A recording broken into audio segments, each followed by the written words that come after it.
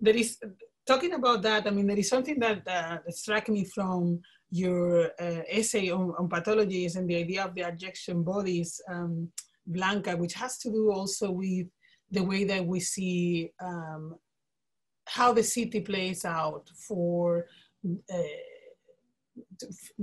instance, I was thinking that only yesterday I was talking to my students at Goldsmith about the oppositional gates, no?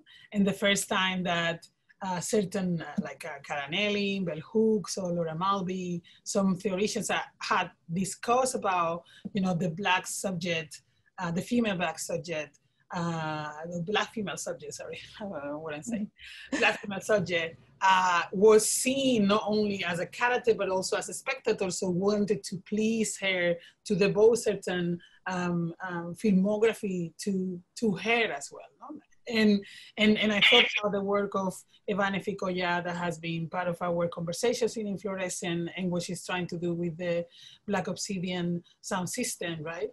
But also on her individual practice as an artist, where there is also the sense of what Karanil talk about, no? The Black femme in the space of the lesbian or non-binary subjectivity within the context of film or art industry. And I was thinking, what is it that space for those individuals in the city, right? Like, and in that sense, I have been talking for a while, and we have been in conversation with Julia Ponen, who has this extraordinary piece of performing art called Life is Hard and Then You Die, no?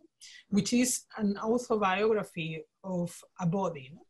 And I have thought in many occasions what it means for certain bodies to be in the city, right? And still carrying a sense of displace, carrying a sense of certain spectatorship around their abjectness, as you will say. And I wonder if you know, like I know Raúl and Blanca have been in conversation with some scholars and researchers about this. And this is also something that I would love to be part of some of our conversations. And I wonder if you could shed some light or make a reflection here about some of these research case studies, thoughts. Yeah, well, in my experience and people from these communities that I know in relation to the city, I think there are secondary layers of the city or infrastructures. Infrastructures, I mean invisible structures of care that are taking place in the city, but maybe they are non-visible because they were not allowed to be visible for many times. But also now they have their own circuits that are to gather and to take care of each other. And I think this is something that this probably is not bad at all, because the city now is more constructed for companies and etc. So to have this kind of secondary circuits of care and infrastructures of care through the city, I think is very important in a way. We were talking with Raúl, no? With Jet Rivas, that is part of the trans community in London.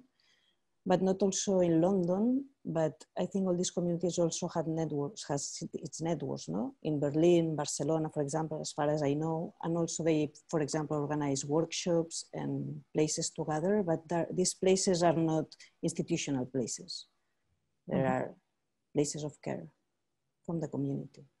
I was thinking as well of Jet Rivas and how she has interviewed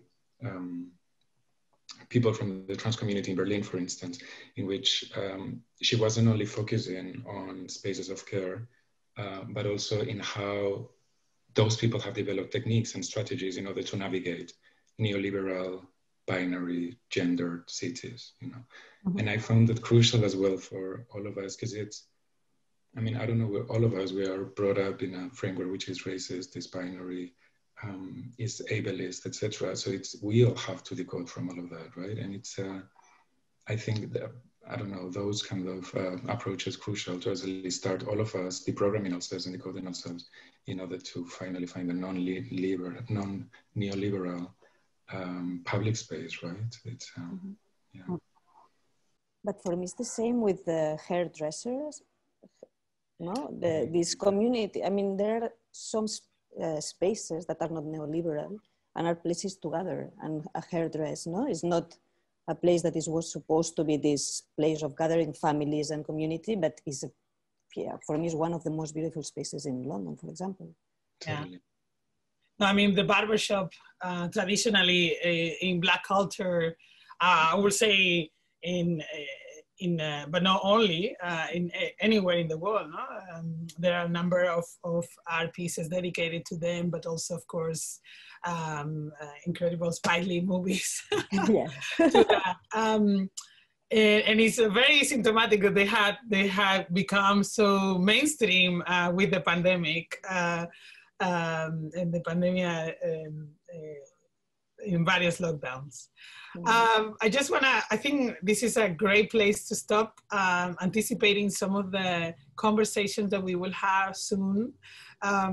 It's very exciting. Thank you so much, Blanca Pujals, not only to have joined us today, but also to share your wisdom with us throughout these extraordinary times in working with Recetas Urbanas, in bringing together and alive a project, reflections, because of course, one of the things that for Alisa Tut and Santi Cirujeda and the various members of the team that join, come in and out to the practices, sometimes working in the art world is the hardest part. But I also see this as moment of reflections in which we can also interrogate the practice and see how, in many occasions, things that they have been doing for 20 years, or recipes and urban intervention conversations with community that they did 15 years ago or 10 years ago, are useful to consider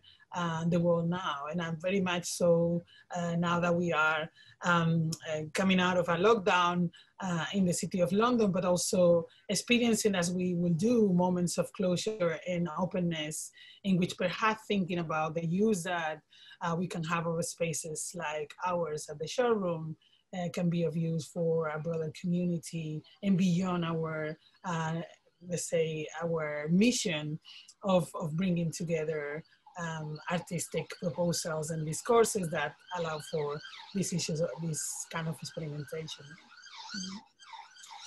So thank you so much to Lily Hall, extraordinary curator and leading in this conversation with the community, and with the lawyer that we made into a development officer for the sake of the neoliberal institution, Raúl Muñoz de la Vega, and of course our dear colleague and behind the scene producers becoming crazy filmmakers, everybody hold up. Catherine Finnerty for helping us in bringing this together. See you soon. Bye, guys. Thank you. Bye.